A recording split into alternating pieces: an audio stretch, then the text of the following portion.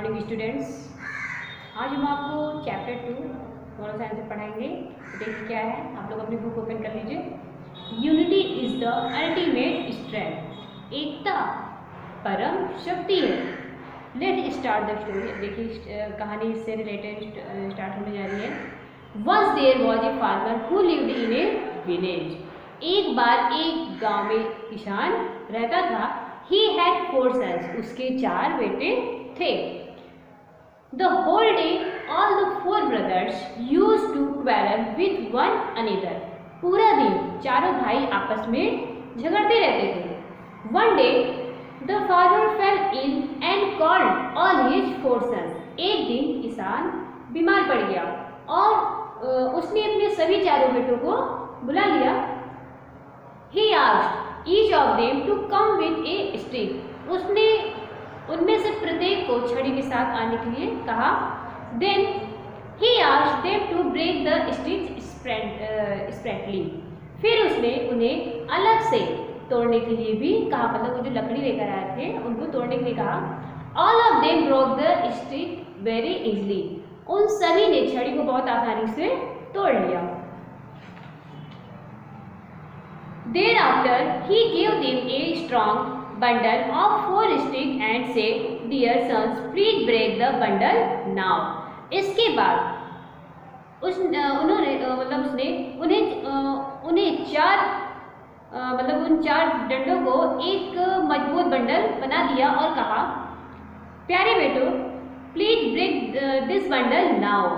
अब इन गठरी को तोड़ो। मतलब वो जो सभी ने एक एक लकड़ी को तोड़ा था, तो उन चारों ने लकड़ी को तोड़ा तो कितने हो गए? एक। तो पूरा मिला के क्या कि एक बंडल बना दिया। और अब फिर कहता है कि अब इसको तोड़ के दिखाओ। ठीक है। Nobody could break it despite their all efforts. उनके तमाम प्रयासों के बावजूद कोई भी तोड़ नहीं सका। ठीक है। Like this, he taught them a very good lesson against fighting with each other. इस तरह उन्होंने उन्हें एक दूसरे के साथ लड़ने के खिलाफ एक बहुत अच्छा सबक सिखाया। ठीक है। यह दर्शाता है कि एकता में क्या है? ताकत है। उनके पिता ने उन्हें मतलब बहुत अच्छा सबक सिखाया कि अगर आप लोग आपस में लड़ते रहोगे तो आप में मतलब एकता नहीं बनी रहेगी। चलिए इससे रिलेटेड एक स्टोरी देखिए। Divided we fall. अगर हम क्या हो, अलग होंगे तो क्या हो जाएंगे? जाहिर सी बात है, गिरेंगे। तो देखिए, more than 4 centuries ago in the year 1612 a small group of British merchants established the East India Company to do business with the countries of the East. 4 शताब्दियों पहले विभाजित 1612 में ब्रिटिश व्यापारियों के एक छोटे समूह ने पूरब के देशों के साथ व्यापार करने के लिए ईस्ट इंडिया कंपनी की स्थापना की। Next paragraph. During that time, उस समय के दौरान India was divided into many small state. Bharat कई छोटे राज्यों में विभाजित था। ईच स्टेट, प्रत्येक राज्य, हैड डिफरेंट रूल्स। प्रत्येक राज्य में अलग अलग शासक थे। These small rules always fought against one another. ये छोटे शासक हमेशा एक दूसरे के खिलाफ लड़ते रहते थे। In the year of 1615 two Englishmen, Sir Thomas Roe and Captain Hawkins visited India to meet the Emperor Jahangir. 1615 के वर्ष में 2 अंग्रेज सर थॉमस और कप्तान हॉकिंस सम्राट जहांगीर से मिलने के लिए भारत आए। Both of them impressed the Emperor Jahangir with a variety of their invaluable gift. दोनों ने अपने अमूल्य उपहारों के साथ सम्राट जहांगीर को प्रभावित किया। The emperor Jahangir permitted the British to start their factories at Bharuch and Surat as a reward to them. बादशाह जहांगीर ने ब्रिटिश को भरूच में और अपने कारखाने शुरू करने के लिए अनुमति दी और उन्हें इनाम भी दिया। ठीक है। The British started their factories. British ने अपने कारखाने की शुरुआत की। स्लोली, धीरे धीरे, एंड ग्रेजुअली, और धीरे धीरे, they brought their army for their protection. वे अपनी सुरक्षा के लिए अपनी सेना लेकर आए। ओके।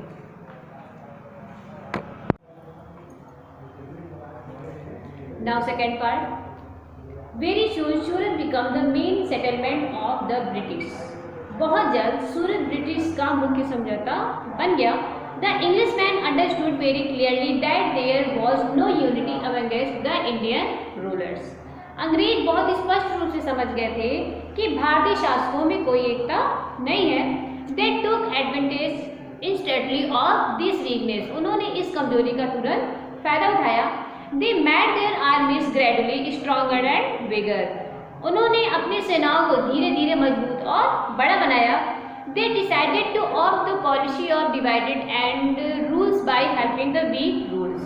उन्होंने कमजोर शासकों की मदद करके फूट डालो और राज करो की नीति चुनने का फैसला लिया।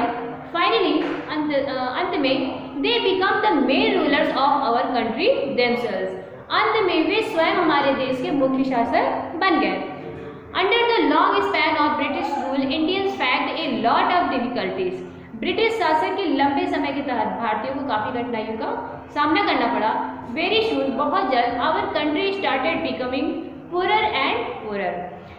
बहुत जल्द हमारे देश में गरीब और भी गरीब होते चले गए। Brave and courageous Indian struggle their best for many years. बहादुर और साहसियों ने कई वर्षों तक अपना सर्वश्रेष्ठ संघर्ष किया। They gain independence in 1947। उन्होंने 1947 में स्वतंत्रता प्राप्त की। It is the moral responsibility of every Indian to respect freedom fighters of our country. हमारे महान देश की स्वतंत्रता सेनानियों का सम्मान करना प्रत्येक भारतीय की नैतिक जिम्मेदारी है। अब देखिए थॉट ऑफ द लेसन है, मोरल ऑफ द लाइफ, इसको आप लोग लिख लीजिएगा कॉपी में। उसके बाद देखिए एमसीक्यूज।